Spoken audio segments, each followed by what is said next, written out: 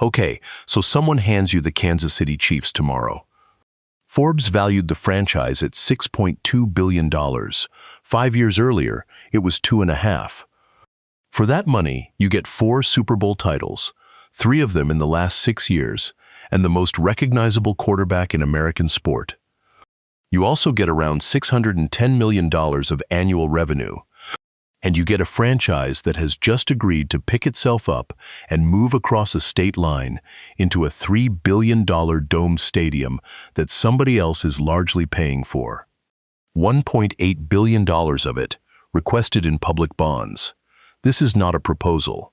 Lawmakers approved it in December 2025. So, can you actually afford to run this thing? And here the honest answer is different from every other business I have looked at. The honest answer is yes, almost regardless of what you do. Because in 2025, the Chiefs went 6-11. They missed the playoffs for the first time since 2014. A decade-long playoff streak ended.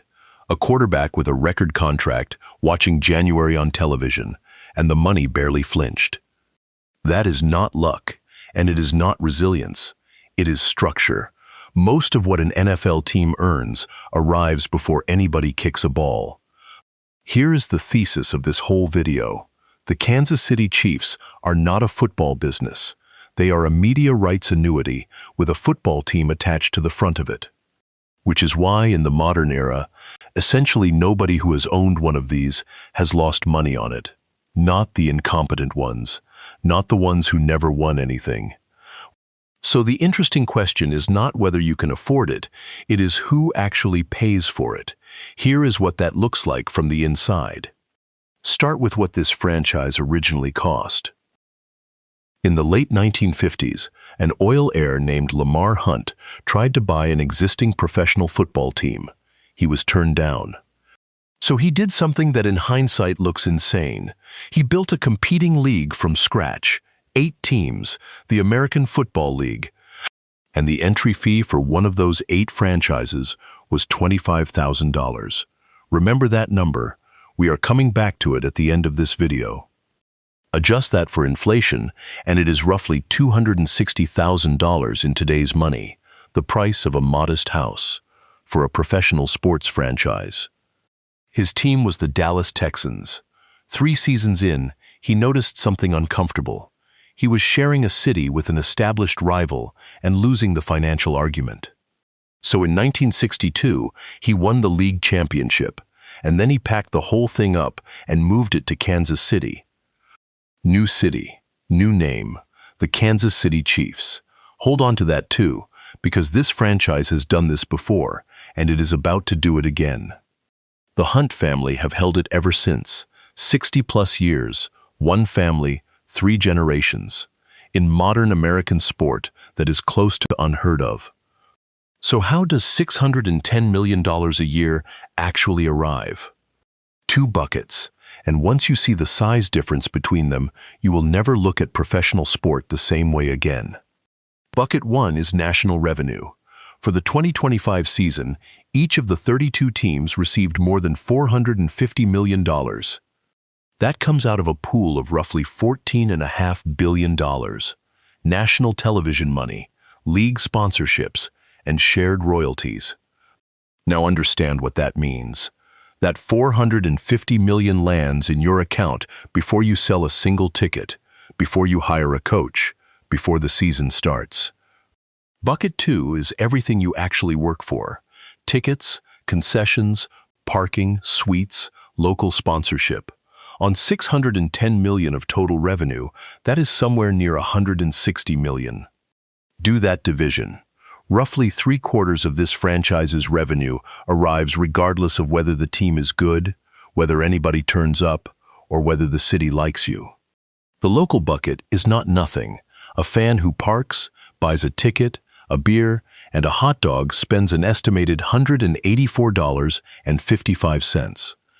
Multiply that across a stadium holding 76,000 people, and you get an estimated $12 million of game day spending per home game. But here is the deflating part. There are only 8 or 9 of those days in a year. The most valuable real estate in American sports sits empty for about 350 of them, which is exactly why owners fight so hard over the small bucket. The big one is fixed and shared. The small one is the only place where being good at your job shows up. You sell the field name. You sell the suites. You sell the seat licenses before anybody has bought a seat. And in the new deal, you keep every cent of it. Add the two buckets, and you land at $610 million. Now let me show you why the big one is shaped the way it is, because it is the strangest arrangement in American capitalism. Although there is a third thing, and it does not sit neatly in either bucket, the brand itself. Forbes puts a separate value on the Chiefs brand of $1.03 billion, sixth in the league. That is the badge alone, priced apart from the team, the stadium, and the contracts. And that figure fell. It was $1.2 billion the year before. So the brand lost value in the same period the franchise gained it. Which tells you exactly what each number measures. Brand value tracks attention, and attention follows winning. Franchise value tracks contracts, and contracts do not care. This franchise spent 3 years at the center of American popular culture, well outside the sports pages. That expanded the audience permanently. It just does not show up in the line most people are watching. The National Football League is, financially speaking, not a capitalist enterprise. Green Bay, Wisconsin has a population of roughly 100,000 people. It receives exactly the same national payment as a team in New York. Not proportionally. Not adjusted, the same. That single design decision is why a league of 32 teams has almost no permanently poor members. And we only know these numbers because of an accident of history. Green Bay is publicly owned by its own community, so it is legally required to publish its accounts. 31 franchises disclose nothing. One has to publish everything. Every figure anybody quotes about NFL economics traces back to that one small town's annual report. And what it shows is a staircase, just over $400 million per team, then $432.6 million, a record, then more than 450. Note the gradient, though. That last jump was about 5%. The years before, it ran at 7 to 8. Media money was front-loaded, and the curve is flattening. So the richest league on earth runs on collective ownership of its biggest revenue line and competitive scarcity everywhere else. It is socialism wearing a capitalist jersey. Which means when you buy an NFL franchise, you are not really buying a football team. You are buying 1/32 of a national television contract with a stadium thrown in. And assets with contractual, inflation-beating, decade-long cash flows do not get priced like businesses. They get priced like bonds. That is the whole valuation story. Now the cost side, and the NFL solved that too. For 2026, the salary cap is $301.2 million per team. The first time in history, it has crossed 300. That is a $22 million increase in a single year and roughly 40% growth in 5. And here is the mechanism. The cap is not a fixed number somebody argues about. It is a percentage of league revenue. When the television deals grow, the cap grows automatically, which makes the players partners rather than costs. Your largest expense line moves in lockstep with your largest revenue line, automatically, every year. Go and find another business where your wage bill is contractually incapable of outgrowing your income. You will be looking for a very long time. Then there is the part the cap cannot smooth out. In 2020, the Chiefs signed Patrick Mahomes to a 10-year, $450 million contract. For 2026, that deal was set to consume $78.2 million of a $301 million cap. One player, a quarter of the roster's entire budget. So they did what every NFL team does. They restructured. $54.45 million of salary was converted into a signing bonus. The cap hit dropped from $78.2 million to $34.65 million. $43.65 million of room, created out of nothing, in an afternoon. Except nothing was created.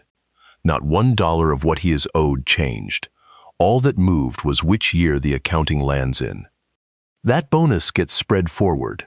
Roughly $11 million added to the cap number in every single year from 2027 through 2031. Which brings us to the single most misunderstood mechanism in American sport: dead money. When you convert salary into a signing bonus, the accounting for that bonus stays with you even if the player does not. Release him, and the whole remaining balance accelerates onto your cap immediately. For Mahomes in 2026, contract trackers put that figure at around $217 million. Read that number again. Against a $301 million cap. It is not a contract anymore. It is a marriage with no exit clause. And every contending team in the league is running the same play. Push money forward. Win now. Refinance next year. Push it forward again. It works beautifully as long as the cap keeps rising. Because next year's cap is bigger, this year's borrowing gets cheaper in relative terms every season. Now go back to that flattening gradient, 5%, down from 7 to 8.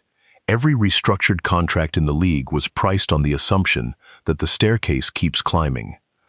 That is the real bet underneath American football finance, not the draft, not the coach, whether television keeps paying more forever. But the biggest number in this business has nothing to do with football.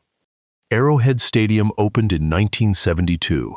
76,000 seats, renovated once, and by modern standards, aging. So in April 2024, the Chiefs and the local baseball team asked the county to extend a sales tax to pay for a new ballpark and a renovated Arrowhead. The voters said no, 58% to 42%. Not close, not a recount, a refusal. That vote denied the two teams an estimated $2 billion of sales tax money spread across the next 40 years. And they lost it to organized opposition, tenants groups, workers' rights campaigners, small businesses in the neighborhood the development would have reshaped. This is the one genuine constraint in this entire business model. The people who buy your product can, occasionally, overrule the people who own it. Occasionally, because here is what happened next, and it is the most instructive thing in this entire video. There was another state right there, about 20 minutes away. Kansas and Missouri spent the next 18 months bidding against each other for a football team that already existed, in a metropolitan area they both already share. In December 2025, Kansas lawmakers approved the package. The Chiefs are leaving Missouri. A domed stadium in Wyandotte County, a new headquarters and training facility elsewhere in the state, a project reported at around $3.3 billion. Financed through sales tax and revenue bonds covering up to 70% of the cost of the stadium and the district around it. The bonds are estimated at around $2.4 billion, repaid out of sales and liquor tax revenue generated inside a defined district around the development. And here is the clause that matters. The team retains 100% of stadium revenue, tickets, concessions, parking, suites, naming rights, seat licenses, the development around it. The public builds the asset. The private owner collects the income from it. One analysis called it the most lopsided stadium arrangement in the league's history. They play at Arrowhead through 2030. The new building is targeted at the start of the 2031 season. The same franchise, the same maneuver. A city said the terms were not good enough, so it moved to one that disagreed. Lamar Hunt did it in 1963. His family did it again in 2025. So why does this work every single time? Because of a supply decision made decades ago and never revisited. There are 32 franchises. There have been 32 for 2 decades. The league controls that number absolutely, and it has no commercial reason to raise it. There are far more American cities that want a team than there are teams. That imbalance is not an accident. It is the entire source of an owner's negotiating power. which means you never have to make a threat. You simply have to be seen taking a phone call from somewhere else. And when a city calls the bluff, sometimes the team genuinely goes. Ask St. Louis, who lost their franchise to Los Angeles in 2016. St. Louis sued the team and the league, alleging the relocation rules had been ignored. In 2021, they settled for $790 million. Around 35% went to legal fees. With interest, roughly $519 million reached the communities themselves. Which is the most expensive lesson available in American sport. You can win the lawsuit and still not have a team. St. Louis is proof that the leverage is real. So where is the actual risk in owning one of these? It is not on the field. We proved that already. 6-11, no playoffs, and the national check arrived exactly on schedule. But the small bucket does feel it. No home playoff games, thinner concessions, sponsors who signed during a Super Bowl run negotiating their renewal during a losing one. And every restructured contract on your books was signed on the assumption that you would be contending. Dead money does not care how the season went. Here is the real risk, and it sits entirely outside your control. 3/4 of your revenue is one industry's willingness to keep paying escalating sums for live sport. For now, that willingness is close to absolute, because live sport is one of the last things people still watch at the same time as each other. Advertisers have nowhere else to go. That is the trap, stated plainly. Fixed costs, a stadium commitment stretching into the 2030s, and 3/4 of your income depending on the negotiating position of an industry in structural decline. Not this decade, probably not next, but every single number in this video leans on one renewal, at one negotiating table, some years from now. So who is actually buying these things? The Washington franchise sold for a record $6.05 billion to a group of more than 20 investors. Note the number of people in that sentence, 20, because the pool of individuals on Earth who can write a $6 billion check alone is now uncomfortably small. So in August 2024, the owners voted to let private equity funds buy in, up to 10% of a franchise, with each individual stake at least 3%. And not just any fund, a named, approved list, vetted by the league. This is a club deciding which strangers are allowed to hold the door handle. 10%, non-controlling, no voting power. The families keep the franchise. What they get is a way to turn some of it into cash without ever losing it. The Giants have tested the market for a minority stake. Forbes valued them at $7.3 billion. One other estimate put it higher still. That is what modern sports ownership has become, an asset so valuable that the owners had to invent a way to sell pieces of it without ever selling it. Now the payoff, and this one is genuinely difficult to comprehend. $25,000 in 1960, $6.2 billion today. That is a nominal return of roughly 248,000 times the original check. Strip out inflation and call the entry price $260,000. In today's money, it is still around 24,000 times. And the family never sold a controlling share.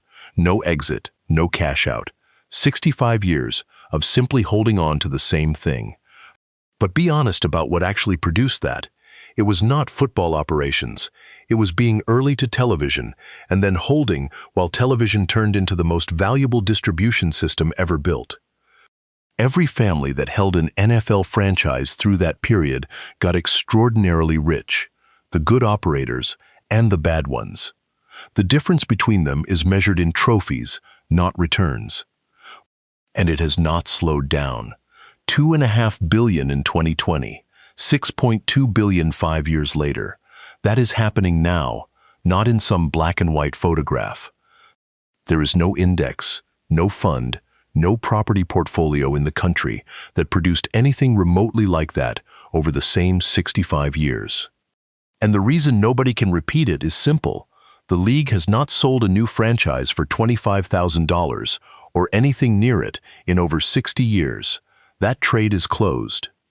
Which raises the obvious question, has anybody ever actually lost money owning one of these? Effectively, no. Not in the modern era.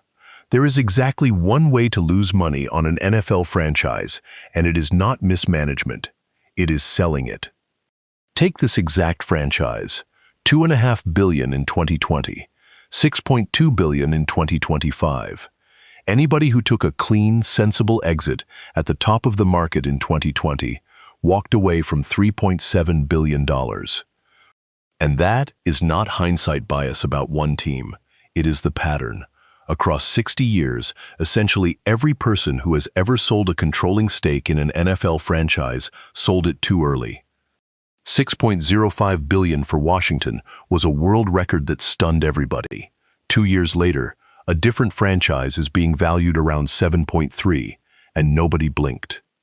So the entire investment thesis is one word: hold.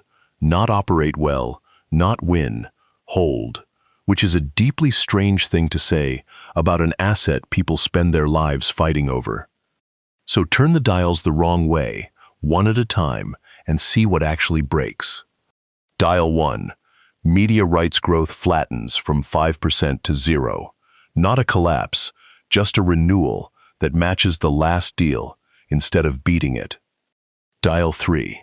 Dead money that was survivable against a ceiling climbing $20 million a year becomes suffocating against one that has stopped moving. Suddenly, you are fielding half a roster and paying for a full one. Dial 3. Dead money that was comfortable at $300 million becomes suffocating at $300. Suddenly, you are fielding half a roster and paying for a full one. Dial 4. 3 losing seasons stacked on top of that. No home playoff gate, thinner suites, and every local sponsorship renewal negotiated from the weak side of the table. Dial 5. And through all of it, a $3 billion stadium keeps getting built, on a schedule you cannot pause, with the 30% that is not public money sitting squarely on you. And here is what is remarkable. Even after all 5 dials, you probably still do not lose money. You lose growth. You lose the compounding. The floor underneath this asset is the most solid in commercial sport. So, 4 things separate an American sports franchise that compounds from one that merely survives. 1. Structural revenue. Roughly 3/4 of the money arrives because you exist, not because you are good. Nothing else in business looks like that. 2. A wage bill that is contractually a share of revenue.